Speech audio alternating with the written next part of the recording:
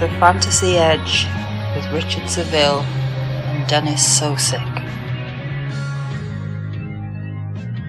Hello and welcome to the Fantasy Edge. I am Richard Savill, fantasy6pack.net, and joining me shortly, Davis Peng, also of fantasy6pack.net. Dennis is away this week. We had some pretty interesting news and lots of changes in the NFL this past week. One of the some guys returning and some guys really returning, such as Cam Newton. But we'll get into the news and everything. But first, I want to introduce my co-host for the week, Davis Peng. How you doing, Davis? I'm back. As Cam was saying. Yeah, I'm back for another show, and happy to be here. I'm glad you're back. It's always fun having you on, and last time was a really good show. And so let's jump right straight into the news here. I'll start with I mentioned Cam Newton. He made it quite vocal that he's back. He was shouting at the cameras and he's going to be. I think it's a home game next week against Washington. So, what's the impact? We saw him vulture Christian McCaffrey. That didn't look too good.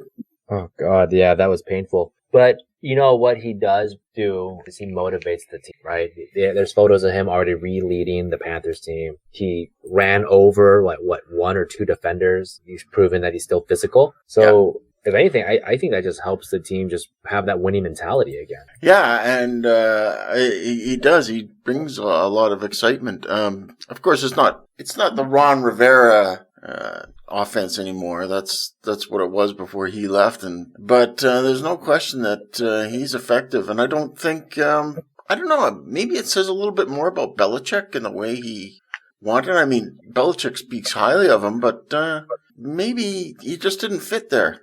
I don't think, Bill Belichick is a very conservative type of coach, right? I don't think that he disliked Cam's talent. I just don't think he wanted what Cam brought to the table, right? He didn't want a quarterback that could get injured, that was playing physical, that was taking deep shots. I think he wanted Tom Brady, he wanted Tom Brady. And I think Mac Jones, as cliche as it sounds, kind of fits what Tom Brady did efficiency-wise for the Patriots. And that makes the most sense. They're winning right now. They're playing in a conservative offense, a conservative defense, running the ball, doing, screens, and it's working. So, I mean, that's all it came down to. I think it's just Bill Belichick wants what Bill Belichick wants. Yeah, and for the first time this year, I suggested to start Mac Jones. I made him, like in my blurb view piece, I made it a point to say, yes, start Mac Jones. He's a startable commodity now, and I would say next season, maybe even draftable. And I'm not talking just 2 quarterback leagues here. I'm talking about he can, depending on how the growth goes from here to the end of the season. We've still got a half season to go, and the growth I'm seeing is quite good. I know I'm kind of getting off the topic of Cam Newton, but I mean, we sort of have to talk about Mac Jones because that was Cam Newton's last gig. Cam Newton, and one of the reasons Cam Newton, they released Cam Newton is because of the arm. Are we kind of concerned about that arm though? Yes, you have to be. You have to be concerned with everything we saw from Cam. Even before his injuries, he wasn't the most accurate quarterback. Overthrows quite a bit, throws high, throws hard.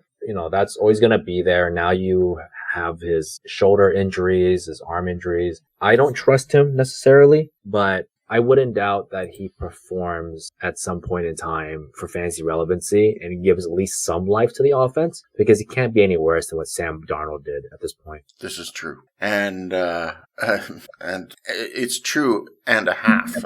I don't know the future of PJ Walker. I think he just slides back into anonymity. So that's a shame that.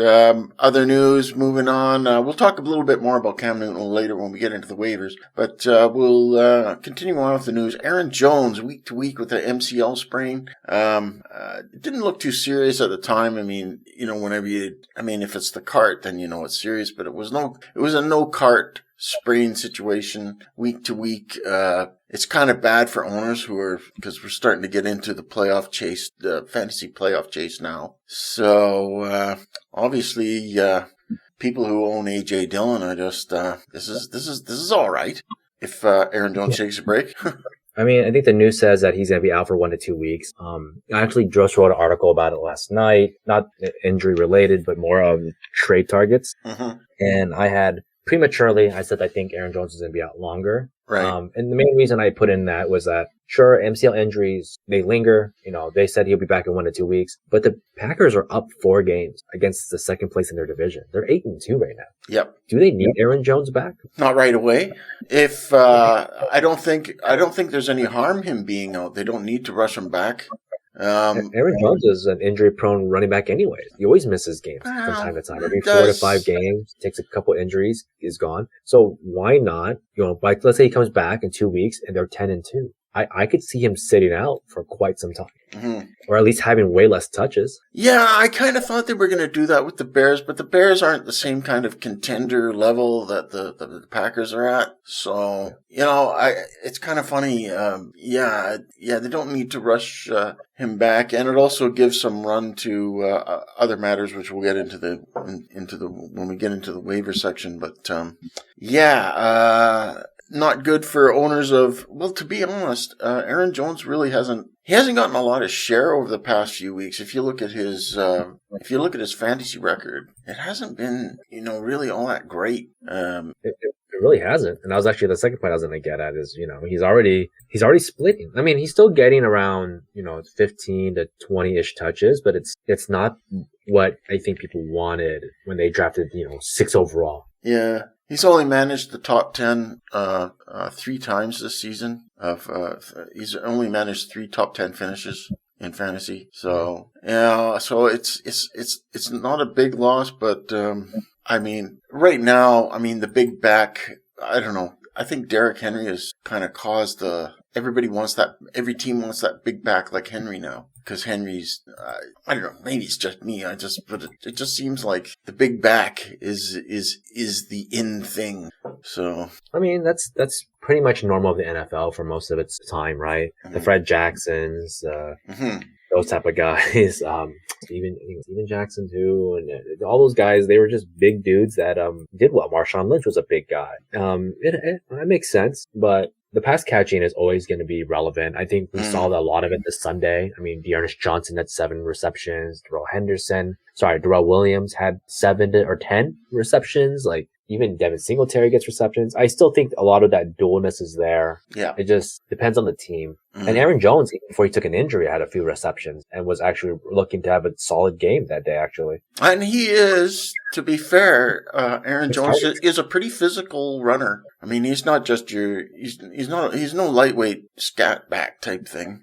He's definitely small. He's 5'9". Yeah, but he is powerful. He is a very powerful runner. He's Alvin Kamara. If Alvin Kamara could go through the middle, right? Basically. Yeah. Moving right along, Russell Wilson had his first career shutout. Now, some commentators on Twitter are currently saying they think Russell rushed his return. I find it hard to disagree because, well, the results are the results. What do you say? I agree 100% with that, obviously. Funny enough, we were talking about the game. We were on another show, right? We were talking about Packers, Seahawks, and I had Packers straight out to win. Mm-hmm. Because the Seahawks as a whole just isn't good. Short of like obviously the stars, that team just hasn't been good. We think they're good, but they're not. And Russ, as great as he is, coming back from an injury versus like someone like Aaron Rodgers, who just came back from like a COVID scare, or COVID. He actually had COVID, but where he didn't suffer anything that we know of. It was going to be a one-sided game, especially in the snow, or it was a coldy day. Like, it did snow. It did snow. A little bit, yeah. So I just didn't see it working out for him. And I actually had Gerald Everett as the guy to use that game. I was like, it's probably going to be a dink and dunk game. Watch Gerald Everett get some points. And he ended up doing it, which was like lucky guess on my part. You said it right there. It was a shutout. The writing's in the pudding right there. No one succeeded on that team besides the tight end. That's as bad as it can get. That's rookie level type of stuff. Exactly. And, we talked a lot about Geno Smith and the harm he did, but I mean, I think Geno Smith might have been better to have in there for at least maybe one more week, but it's anyone's guess. Could have been just as bad because Geno Smith Geno Smith was serviceable. He actually impressed me for a guy that we've written off 4 years ago. Mm-hmm. A guy that I forgot he was in the league, and then he came in and almost won a game. I think he did win a game, and then, barely lost to the Steelers on a great play by a defensive player of the year, TJ Watt, right? Or nominations and stuff like that. Like, who cares? It happens. You get punched from the back. Yeah. So I think Geno Smith did a good job. So we'll have to see how things turn out. I mean, we can't have this. I don't think this will happen again, but, touchdowns, no fantasy fist pumps, from the Seahawks this week. Terrible. Unless you had Gerald Everett in the Scott Fishbowl League. That was great. That's good. Ben Roethlisberger may be out for another week. Apparently, he's vaccinated and he has symptoms. He's not supposed to get it if you. That's just the whole point. I don't know. I'm not going to go down that road. We got to avoid all that talk. but because this is fantasy football. But anyways, he might be out another week. Rudolph made 50 pass attempts. Rudolph, I've always kind of felt he's okay, but he's sailed a few. But actually, I noticed a lot of drops by the Steelers in that game. And of course, the fumble was not his fault. It was Deontay Johnson's in overtime. So have you noticed that this season there's been a lot more punch outs? It's like everyone decided to just copy Charles Tillman and just really start punching the ball out. Yep. There is. I see it every play. I see a fist flying like straight for that ball. I think that's something to really track. I think the fumbles have been higher than it usually is all season. I'll have to check that. But you might be right. We saw, even an experienced pass catcher, Deshaun Jackson, his first pass catch, and they knocked it out. Punched out. Yeah, so that got punched out. So, anyways, the Chargers are up next for Mason Rudolph. How do you think? I mean, it was Detroit.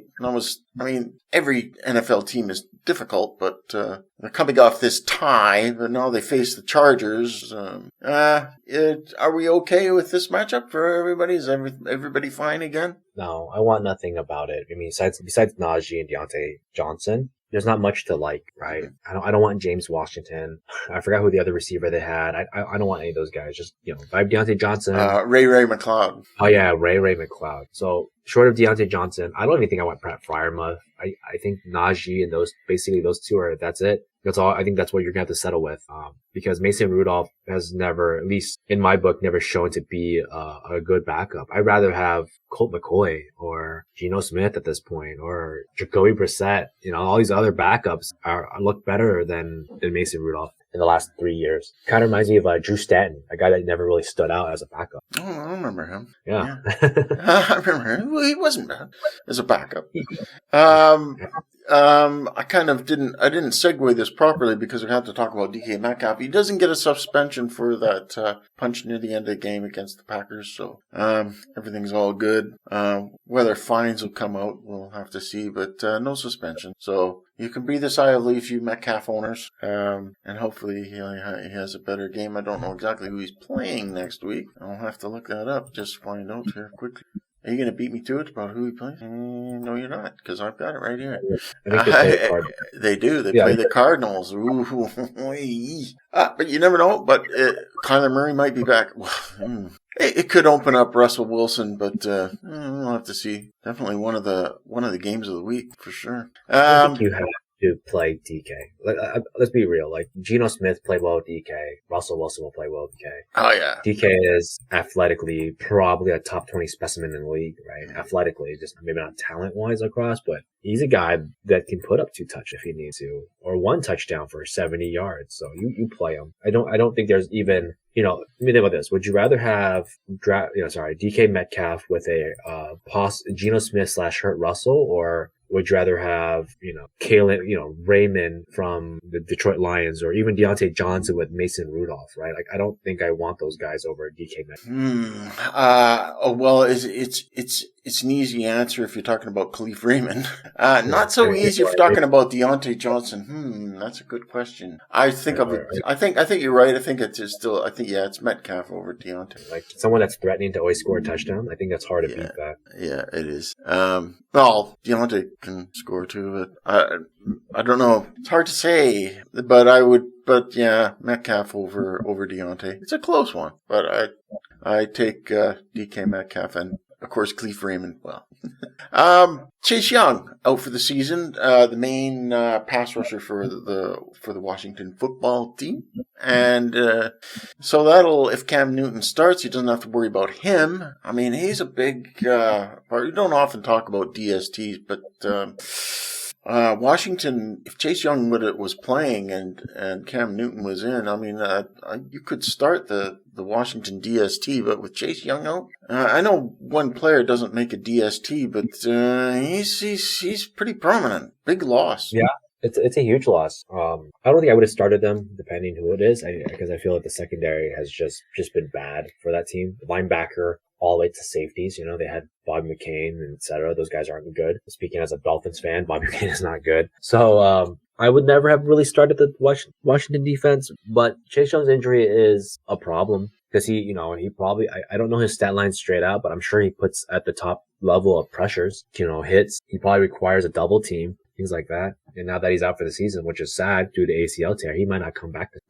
Yeah, that's true. So that's kind of important news. And just to tell people, I'm not ducking the issue about Dalvin Cook. There's a lot of you get a lot of this sarcasm during the game, like when Dalvin Cook scored. Dalvin Cook punches it in. Of course, they got to put punches in quotes when they say that on Twitter, and then thank you for beating the Chargers, and they put that in quotes. I'm like, come on, you guys, I know what you're doing here, and I'm not trying to, like I say, I'm not going to duck the issue. It's something the league hasn't mentioned before, and it does affect fantasy. And honestly, I really hate this kind of stuff because it kind of puts us in a position as like, oh, all you care about is the fantasy points. You don't care about what's going on in the real world. Well, we do care about what's going on in the real world, but the fact is we don't know enough about what's going on with this case to really, and we really need a statement from the league either way of what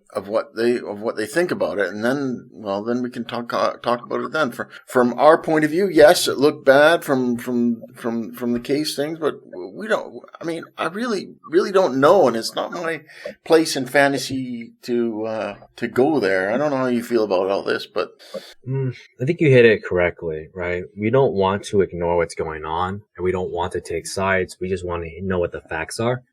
Anyone that's been watching sports for the last few decades know it can go either way. It could be that Dalvin Cook is doing bad things, or it could be that his ex-girlfriend is setting him up. We don't know. Without footage, without just the full investigation, without, NFL sending out an actual confirmation of what occurs, we don't really have much to say. All I do know is that this will affect him probably mentally in games, and that's all we can say. Like, what does this affect Dalvin Cook? Yes, mentally it'll affect him. He may not play as well. He may not have his head into the game because this isn't something easy for him or the accuser of going through. So, their personal lives are going to drift into the game, and I'll leave it at that. If you have Dalvin Cook, you'd be a fool not to start him if you're trying to win, right? If you have a personal thing about not starting him, hey, that's fine. Do what you got to do. But from a fantasy standpoint, he's one of the last few remaining RB1s that survived the injury breakdown of the last 10. Isn't that the truth? I mean, I think that's the best way to say it at that point. He's getting 20 plus touches. Either you want it or you don't. Well, we're moving on up to the side, to the and it's time for the moving on up. And, of course, I don't want to turn this into the Cam Newton show, but Cam Newton is moving on up. And it's very rare that I see a player come out of nowhere, like practically off the street, but he is moving on up, and he's going to be somewhere. I mean, in my rest of season rankings, I've got him somewhere in the middle. I can tell you exactly where I've put him. I have put him at a provisional QB 27. Yellow. And I think he can move up from that, definitely. But there's no doubt about it. He's kind of the mover upper for me. And it remains to be seen, like we talked about the arm and everything. But I think 27 is a fair start, wouldn't you say? Fair starting point? Yeah, I think that's perfectly fine. Considering how bad quarterbacks have been this season, Trevor Lawrence has not been good. Justin Fields has not held up. Trey Lance isn't even playing. Cam Newton is fine. If you found a way to get onto your team or he was still on the waiver, yeah, grab him in a Q2 QB league. I wish he was in my Scott Fishbowl opportunity, but he was already gone. Yeah. So yeah, I would gladly be starting him because he's going to use his body. He has a lot to prove still. And then I'll leave it at that. I don't know what he's going to end up doing, but it can't be worse than some of the guys we currently have in the league right now. Right. Was Cam Newton taken early, like in Scott Fishbowl? Was he taken early, or? Because I know there's a lot of bench spots there. I'm always late when it comes to Scott Fishbowl stuff. So either the person held him for a while or he got picked up as fast as the news came. Scott Fishbowl is one of the leagues I do check I check kind of late. Like I try to check after the fact because I'm not used to the times for it. And I'm always like, oh my God, this guy I wanted to grab is past waivers, Yeah. I'm not in it this year. He was already gone and I checked within like an hour or two after the news came. Yeah, like I say, I'm not in it this year, but, it's like awkward it's a lot different than your usual, fantasy leagues. I don't know, let's just say it's different. It's hard we could go into the particulars, but, we'll just move on from there. Weirdly enough, I'm winning my division and I'm probably the biggest fraud that's ever won a division. Don't say that. I'm really fraudulent. I actually have like the lowest points against, and I think like the lowest points for in the league. I feel like every time somebody plays me, like their team just catches like a curse, and I happen to be winning now. You should use a term like overachiever. Oh, they're underachieving. Like they all took a nap when they come face me. Who's moving on up for you? I know he's already on the fantasy pro waiver wire ranking, but it's Darnold Mooney. And I think for me, the reason I have him there is that I don't see anybody short of, Ramondre Stevens or Dan Arnold that is worth picking up over him. He's on the field a lot. Justin Fields trusts him in the end zone. They use him like gadget plays over the middle. Like, what is it that you need for Darnell Mooney to not be on the waiver at this point? He's outperforming Allen Robinson. He's outperforming his Comet. If that team ever wants to win, I don't see a game where Darnell Mooney does not contribute. Yeah, and the Bears are in it. I mean, they're not far from, they're no worse than a lot of other teams that are trying to, that seventh wild card spot, that seventh playoff spot, actually, more correctly, is reachable for teams where the Bears are. So I think that's kind of a good thing. It keeps teams competitive, that extra playoff spot. So that's a good thing. But getting back to Mooney, as you say, it kind of surprises me too that people hang on to Allen Robinson, who is, well, I think even on this show, we've even discussed the possibility of dropping Allen Robinson. It's been so bad, but he's one of but you're right. Darnell Mooney, for him to be still on the waiver list, which we'll be getting into in a bit, is kind of, he's on the waivers strange. And Fantasy Pros put behind Michael Gallup, who hasn't even played yet, and Elijah Moore, who barely caught like a touchdown at the end of the game. Yeah. Right? Like Darnell Mooney should be the wide receiver pickup of the week. And Bears are far better offense. He should have already been on a roster 3 weeks ago. Mm-hmm. Because he's getting at least 6 catches or at least 6 targets. It's all relevancy. Mm-hmm. Next up is danger. Yes, panic. Why don't you give us the who are we panicking about? So I listed Justin Herbert but I also kind of slashed it in as Mike Williams. They're not consistently good week to week. We had that really nice role where Justin Herbert was looking like a top 5 QB. Mike Williams was looking like a top 12 receiver. And just as one of them fell off, so does the other. And I wrote about this a few weeks ago, thinking this was a buy low chance for Mike Williams or Herbert, but I think we're going to be dealing with inconsistencies. Justin Herbert is overall playing fine, but my God, is he like at the same time not playing fine either? And I think the stat lines kind of shows it. Mm-hmm. Keenan Allen is the only, was it for Austin Eckler catching that 1 touchdown? Because Austin Eckler is one of the best receiving backs in the league. Justin Herbert would have 0 touchdowns. Yeah. Right? Like it would be. So those guys are someone I'm panicking on. They coincide. They only do well if both do well. I mean, Herbert could do well if he throws to everybody else, but I think he needs Mike Williams a lot, and they're just not connecting because Mike Williams is just not performing. So therefore, I think their numbers are just going to be inconsistent. It's going to be hard to trust either of them every single. You might end up a bad game. At quarterback position. Fortunately, Keenan Allen is still on the team, and Austin Eckler. There is hope, but I think you're right. I think Justin Herbert is slipping into that terrible territory of being matchup based quarterback, and that's not good because you kind of like when you draft a quarterback as high as he was. I think he was QB 6 or 7 or anybody in the top 10. He was a top 10 draft pick. But anytime you draft somebody in the top 10, you kind of want a set it and forget it quarterback. Now, granted, this sort of thing, I guess we're a little harder on Justin Herbert than we are Patrick Mahomes because we haven't seen Justin Herbert go through a slump and come out of it like Patrick Mahomes did this past week. But I'm not sure. Well, I guess we'll have to wait and see if he's made of the same kind of stuff or what the coaching staff can do. But I mean, the problem at the end of the day is that in the last 4 games with Justin Herbert, he's thrown 1 touchdown, 2 touchdowns, 2 touchdowns, right? Yeah. With Mahomes and others, like they have probably thrown 3 or 4. I know Mahomes just did, but run it in. So, it sucks when your quarterback isn't going to do it. We just experienced the Baltimore beatdown a few weeks ago. We experienced them suffering to, I think, New England, I want to say, where it wasn't that great of a game. So, yeah, it's not matchup. And that's why I think, like you said, that's why we don't get concerned with Mahomes because, he's usually a 2-touchdown guy on a bad day. Yeah. Right? Like that's his bad days. Yeah, Herbert definitely falling off. He'll be dropping down my rest of season rankings, and Mahomes will be moving on up again.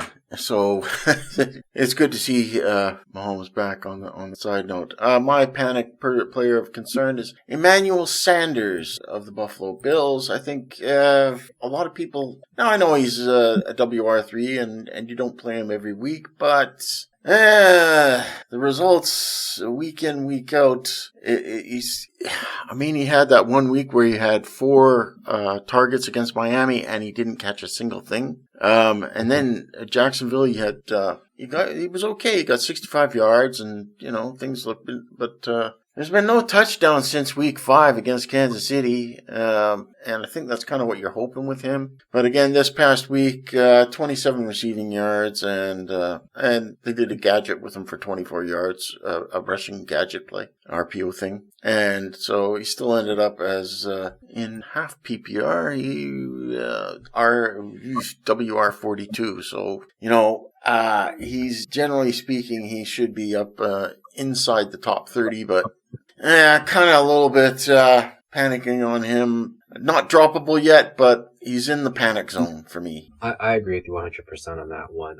Sanders is 34, all right? So that's just a reminder. He did really hot in the beginning because teams weren't ready for him. He did well in the beginning because he probably wasn't gassed out. But we're more than halfway through the season, and a 34-year-old person playing the receiver position at a high-power offense, he's probably not going to consistently do well.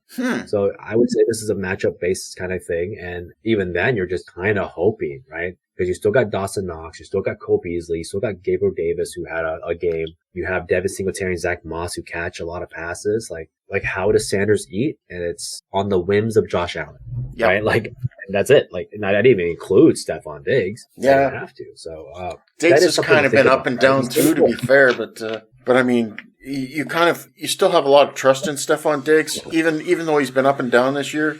There's still a lot more. I don't know. There's still more capital in him. Of course, we understand that Emmanuel Sanders is what he is. He's a WR3, supposedly. Now he's kind of more like WR4 or 5 now. Going in that direction. But anyways, so he's my panic guy of the week. And so let's move on to the fun stuff, waivers. What position should we start with, Davis? What do you think? Let's go with yours. Go with my... Go with my choice for what we should talk. Which position? Okay, I let's. go. So, let's get- this one actually, this one slipped my mind, and I know he's only rostered in like 20-ish%. Oh, But tight Dan ends. Arnold, Okay. man. All right. Yeah, Dan Arnold. That's a good choice, I think. People are struggling with tight ends week in, week out. Dan Arnold's been consistent the last few weeks, and Trevor Lawrence needs that safety net. Mhm. He's a rookie quarterback. Rookie quarterbacks love their tight ends. And my buddy from Twitter, Herms NFL, just was like, I've been talking about him for 4 weeks, and he's still unrostered. He's basically like Hunter Renfrow, but for the tight end position right now. Not as talented, but he's getting the catches. 4 catches, 5 catches at the tight end position every single week for the last 4 weeks. I think you have to pay for that. I think you have to pick him up because tight ends are thin right now. And if you can get 5 catches a week, you probably have a tight end 1 at that point. I have him at. I have him terribly low. He shouldn't be this low on my first of season. So I've got him at. I did too. I got caught off guard until my buddy Herms threw me onto him and was like, Dan Arnold. And I'm like, oh my God, you're right, Dan Arnold. And I did the same thing. Like, He's so just going egregiously low. off his last 1, 2, 3, 5 games, 8 targets, 5 targets, 10 targets, 7 targets, 7 targets. Yep, I see that right And there. this is with him joining a new team. So joining a new team after 1 week of being with the team to practice, after have 1, 2 targets, he's had 5 or more targets. Sure, he doesn't catch everything, but 6 catches, 2 catches, 8, 4, and 5. Even if they are the most mediocre catches at 10 yards, 8 yards a catch, you're going to get 40 plus yards and 5 PPR points. You're looking at a 9-point tight end week in and week out. He's doing better than that. He's put up 60 yards almost every week. Well, eventually he'll get a touchdown, right? He got a touchdown. I want to say, oh no, he didn't. You're right. He never got a touchdown. But he's getting at least 60 yards in the last 3 games. Even at 4 catches, that's still 10 points. That's better than Darren Waller. That's way better than TJ Hawkinson this week. That's way better than Mike Gesicki this past week. That went 0 for 7. So yeah, he would have done.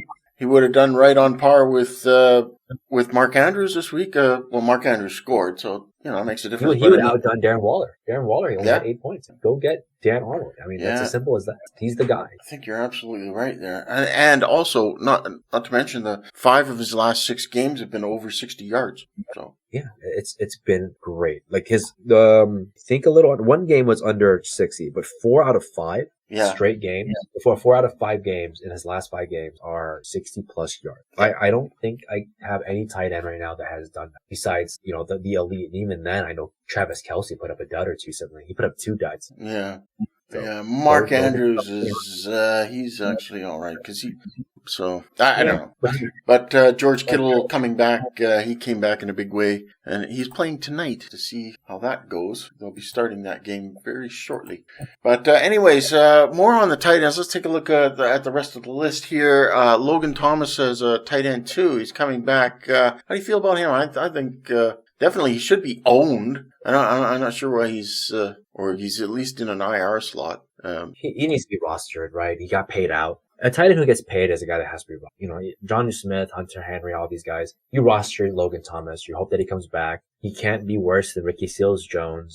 And he just hopes that it works out. Because if he does come back to form, he'll be the second best receiver on the team. Probably third when it comes to being looked at, because I'm assuming J.D. McKissick will get more looks if that Washington football team falls behind. But Logan Thomas, another guy that can be solid for 9-10 points a week. Yep. And like you say, an easy outlet guy for Tyler Heineke.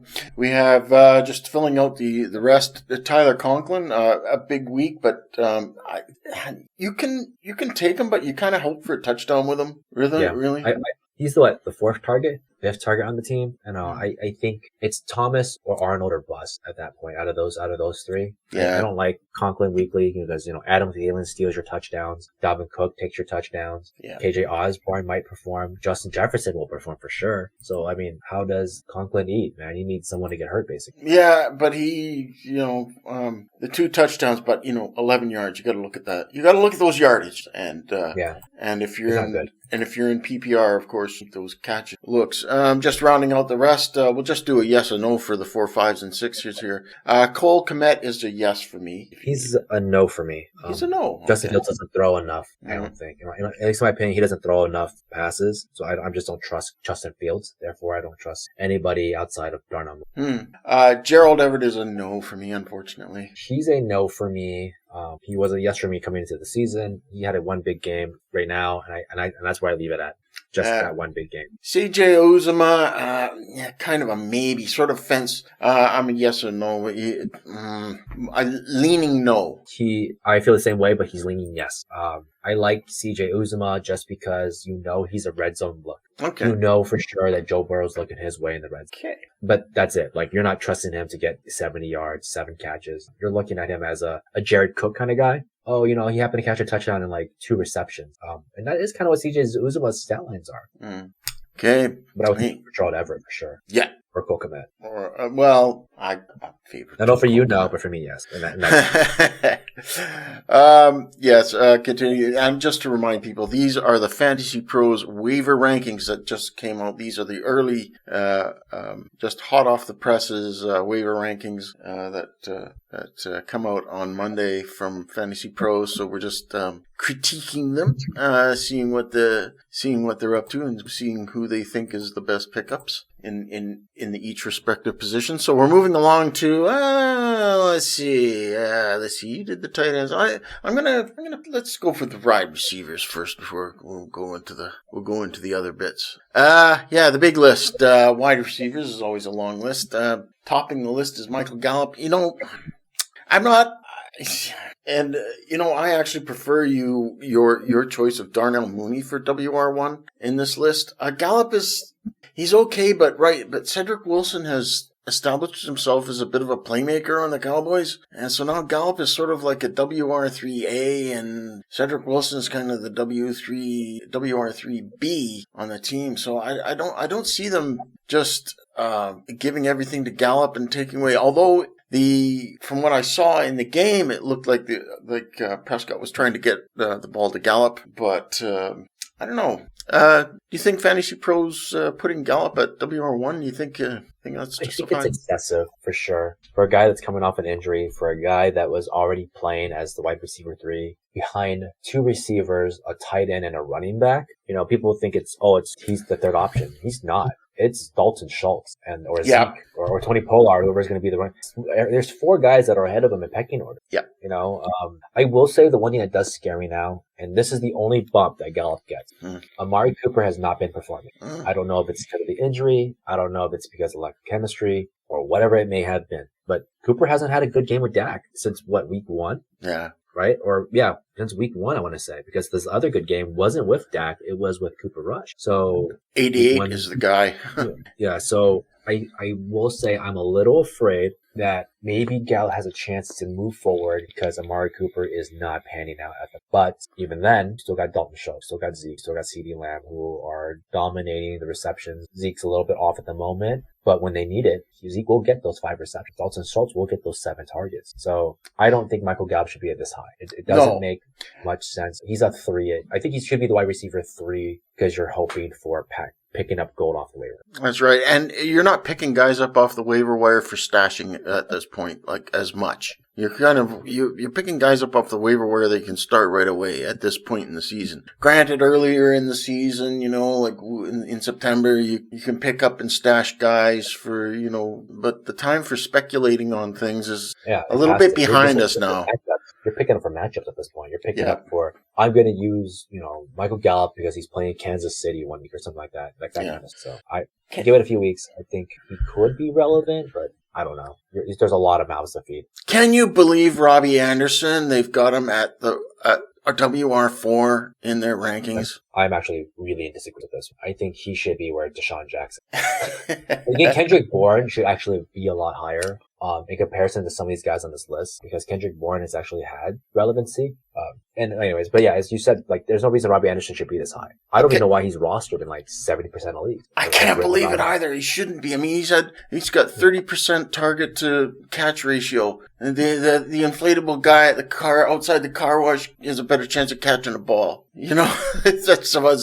And so I don't understand Robbie Anderson being this high. He's terrible. He's WR for it. Those guys, I don't know. I don't want to call out the experts who are but I don't know how he got to W as the 4th wide receiver. But as you say, where he belongs, closer to where Deshaun Jackson is there. Where is he? WR 13 there. I think the reason he's up there is because people think Cam's going to go deep. And if I can see that, he's going to throw deep. He's gonna be, Curtis Samuel. He's gonna be, who was it? Ted Ginn for, Cam. Cam was one of the few quarterbacks in the league that was really, really good with Ted Ginn. Mm-hmm. And I think that's what they're expecting. I just think that's a lot to expect.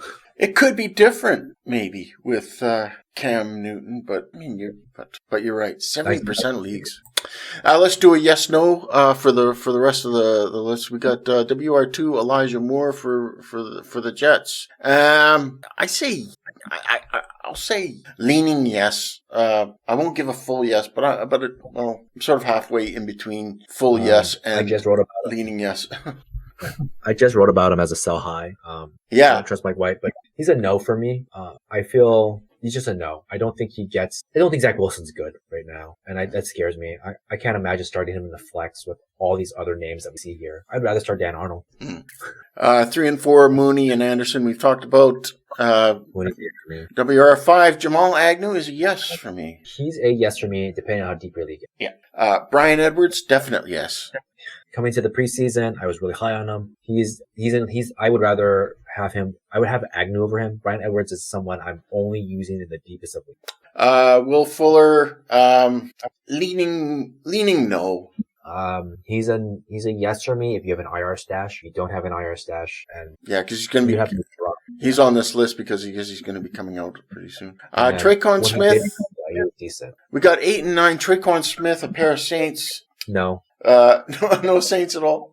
Not even Traquan Smith. We need Deontay Harris, but it's mostly a no for me. All right. Marcus Johnson, WR10 for the Titans. He had a 100-yard game. What's your thoughts on him? He's a leaning no, unfortunately for me, despite the 100-yard game. He's a no for me. Ryan Tannehill is that kind of guy that will spread the ball out, and that's it. It happens. You happen to get it that week. Chester Rogers had a good week once or twice. So no, Marcus Johnson's on. Yeah, and also I would also like to mention that Marcus Johnson has been in the league a number of years, since 2017, and every year he has a 100-yard game. It looks like I checked his record, and it's like, he's got a 100-yard game, and he does nothing the rest of the season.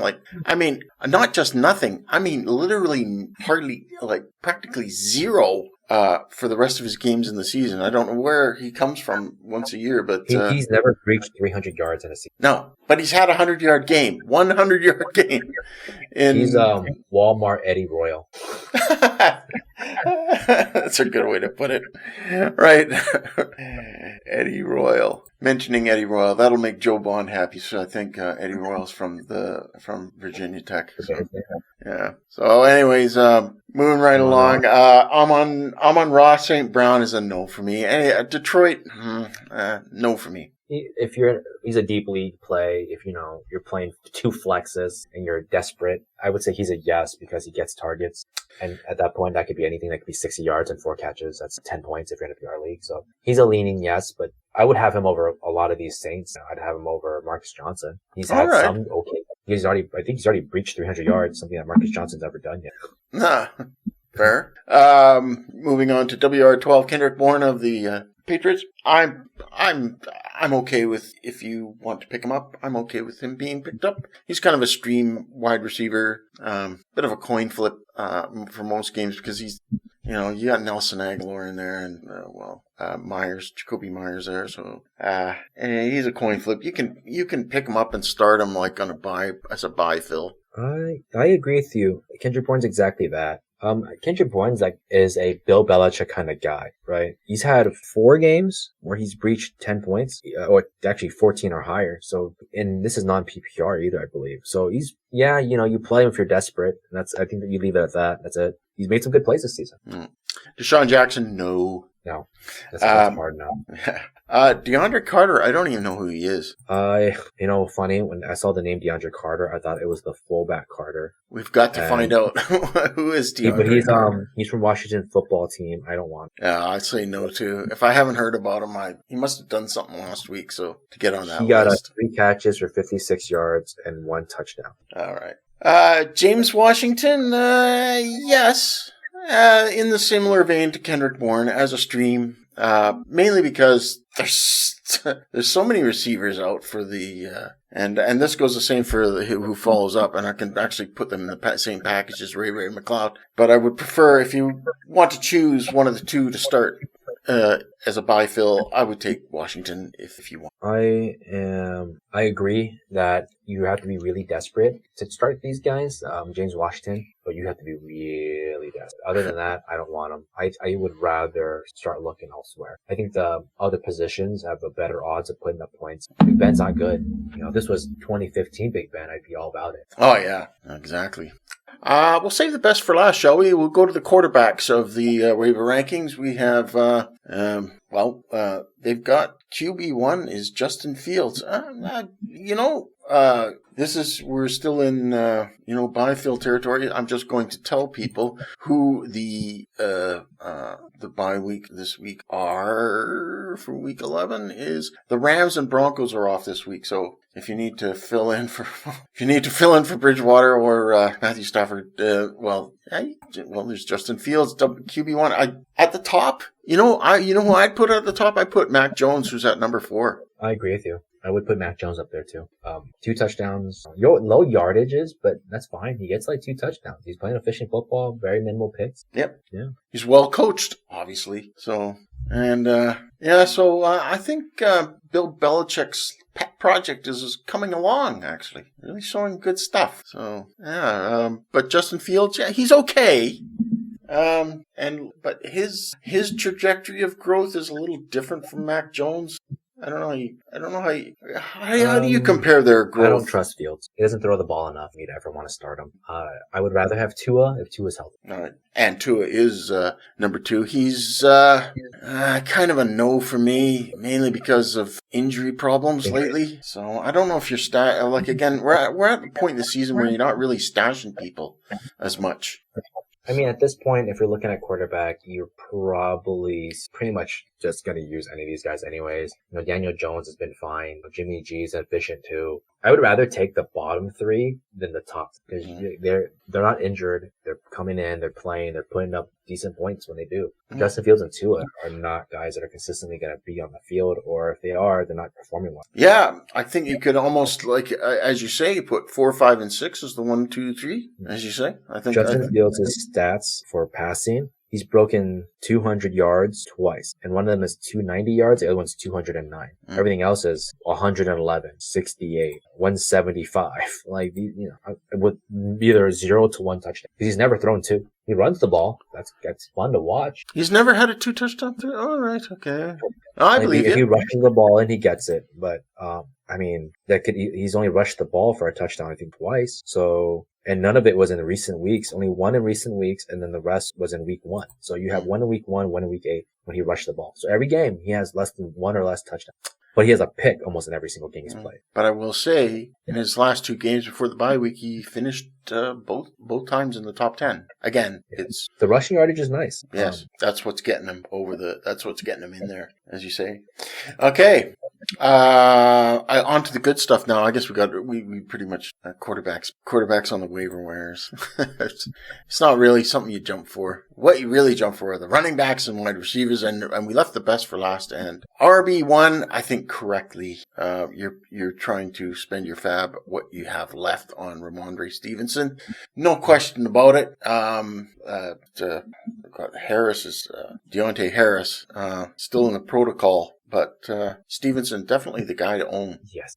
Oh my God. 100 yards. Bill Belichick has a type, and it's LeGarrette Blount. And both Damian Harris and Ramondre Stevenson do exactly what LeGarrette Blount did. Run the ball 20-ish times up the middle, catch a few screens here and there, and then headbutt their way in for a touchdown. Damian Harris. I keep getting Deontay. I hate the thing, Deontay and Damian Harris. Damian Harris. But that's what they do. And you have to have these guys. And I was saying this, preseason, I know a lot of people were, that they're going to play efficient football. And that's it. Ramondre Stevenson also catches a few passes here and there from screens. I want to say he totaled 140 yards. Yeah, he should be the guy to add as long as Damian Harris is out. Then Damian Harris is also somewhat injury prone. So just keep him. Because the minute that he goes down in the playoffs, you have an RB1. or Yeah. very high RB2. Yep. Yeah, it was just, and a lot of people were worried about starting Ramondre Stevenson this week, and as soon as the touchdown started coming, they were all happy. It was funny to watch on Twitter. All the people worried about starting Ramondre Stevenson, and then there were the people who were sitting Ramondre Stevenson, figuring, and they should have started him. Well, that happens. The one thing that Bill Belichick does well, people always give him the credit for quarterbacks with like Matt Castle, Brian Hoyer, but no one ever gives him credit for like Jonas Gray or Stephen Ridley or, LeGarrette Blount, the Super Bowl winner. Things like that. Like these guys, they are so efficient because all they do is they go up the middle or they catch the balls on the side and, they're just set up for success. And the Patriots are known as the team that isn't the most running back friendly because they don't do bell count. But now that the whole league isn't doing bell count short of a few teams, they're the most proficient of it, right? Like James White and Damien Harris were effectively 2 RB2s week to week. And you were probably if they were both healthy to this point, I would not be surprised if they were both like RB 15 and 16 on the season. I completely agree. And there was another guy that Bill Belichick brought along who was actually nothing, and that was Rex Burkhead. And for a time, Rex Burkhead was fantasy relevant. Do you believe it? And who was the other guy? Mike Gillisley, also the guy that had like a 3 touchdown game. Mike Gillisley. Yeah. What a memory! Good memory. You got like a trap. Oh yeah. And the thing is, I give credit to a lot of the things that any team does well. People are going to forget, but I'm like, no, we hate them in some fantasy aspects, but we love them in some fantasy aspects. Rex Burkhead's another good one. Yeah. But that's the kind of thing Ramondre Stevenson is. Like, he's not sharing. Brandon Bolden's probably the worst running back he's ever had on the Patriots team because he's not good at all. He looks really slow. So now that Ramondre Stevenson is there, like, you have to use him. If Damien Harris comes back, you use Damien Harris, but you hold Stevenson. You don't pray for an injury but if it happens to happen to have an injury to Harris, Stevenson's going to come in and he's going to play. Both him or Harris is going to be RB2s for the rest of the season. Consistent RB2s. They're going to, put up 70 yards on a touchdown almost weekly. Second prize is Donda Foreman. What a drop off, right? Well, not really.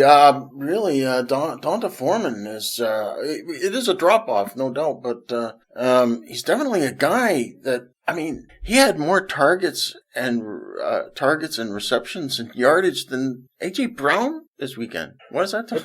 It's a drop off for me, because it's the guy, the guy's barely in the league. So, coming from I think 2 ACL tears or whatever the case may be. Well, he had the one. That was one. The one. Okay. He only had 2 targets, 2 receptions, big yardage though, 48 yards. That's impressive, but his total touch count is 13. The reason, why he was cut from Houston, I looked up, is for issues with timekeeping and general attitude. I think something like that. That's why he was cut from the Texans. I could see that.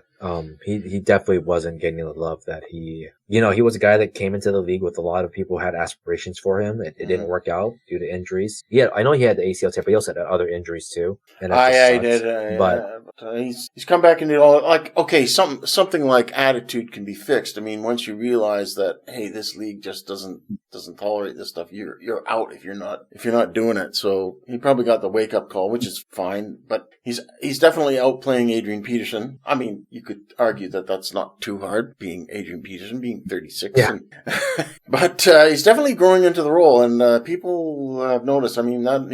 If you look at that play that he broke out for 39 yards, it kind of looked like the offensive line of the Titans is something that Henry was using, and if Donda Foreman, I think he's a definite yes for me this week. I don't know. Are you a yes or a no? He's a yes for a stash, but a no because I do not know what the Titans are doing. Right? If you look at the touch count, it's split like 3 ways. 2 ways is already terrible, but it's split 3 ways. it's Deontay Foreman with 7-8 touches, Jeremy Nichols with like 10 touches, Adrian Peterson for 10 touches. And then you have Ryan Tannehill who gets put into trick plays to steal your touchdown, run them in. So he's a stash, but I would not start him until I start seeing Deontay Foreman take the job. And we might not see that for 2 weeks. Right now they're even. Well, it's going in the right direction. Yeah. If he continues to perform well, then that's great. I would pick him up to stash, but I would not pick him up to start. I would pick him up. I think you're best starting him next week because you could miss, because you don't want to be chasing, fantasy points the next week. So in fantasy, you got to gamble sometimes.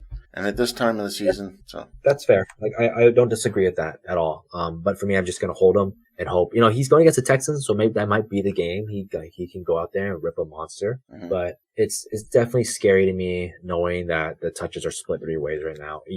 I just don't know how that works for fantasy. And then Adrian Peterson gets a touchdown, I believe. No, did he get a touchdown last week? No, he didn't. But they're just running the ball, and that just scares me at the moment. So we'll see. So Davis is yes and no. Yes for stash and no for start. Stash. Yes. And I am yes for stash and yes for start. Let's just do yes and no here for the rest of them. Quick ones. Wayne Gallman. No. He's the next in line because Cordero Patterson got injured, so Wayne Gallman is behind Mike Davis. I'd say no, mainly because I don't see. I'm going to say yes if Patterson's still out. I think Mike Davis is just by far one of the worst running backs right now per salary, like top as the worst. Gallman did better than him, and we kind of saw that, right? I don't think Mike Davis has hit 50 yards all season. Gallman, I think, did hit 55. Yeah, but you got to remember, of course, Patterson stepped up, right? So yeah, but Mike Davis lost his job for a reason. It's not like he lost because he just wasn't good. Yeah, that's a fair comment. 5th, 6th game. Can't argue that. I would say run with Gallman and assume that Mike, and just hold him. If you can get him for nothing, just hold him and see what happens. Because there's a good chance that Mike Davis doesn't get this job back. Ask yourself this, Rich, has he played well enough that you would want him as your starting running back for your team? No. That's a fair comment. That's a fair point. I would not want to start him. He's I don't know. I think he's been on people's benches for most of the season. Just kept, just gathering cobwebs there. So yeah, this is the same guy that went 9 rushing attempts for 13 yards against Atlanta. Like 4, that's really bad. 4 for 18. No, it's just not. I don't know if I trust Mike Davis. So if I don't trust Mike Davis, then I pick up Wayne Gallman and just hope that the Falcons go, you're the backup, man. That's all you are. Or you're the power back, quote unquote. Because we saw Gallman do it last year when he was a Giant. He was pretty decent. All right. We're getting sidetracked here because these are supposed to be just quick yes, no's. And Latavius Murphy coming back, he's a yes for me. Yes. Benjamin, definitely a yes, while Chase Edmonds is out. If he's not picked up already, should have been. Bad, not a great showing, last week. It's still Connor's backfield, but, Benjamin, if you want the cuff. I say yes. I think that the Cardinals go back to running 2 running backs. I think they figured out that's the best formula. They've always been a 2 running back team.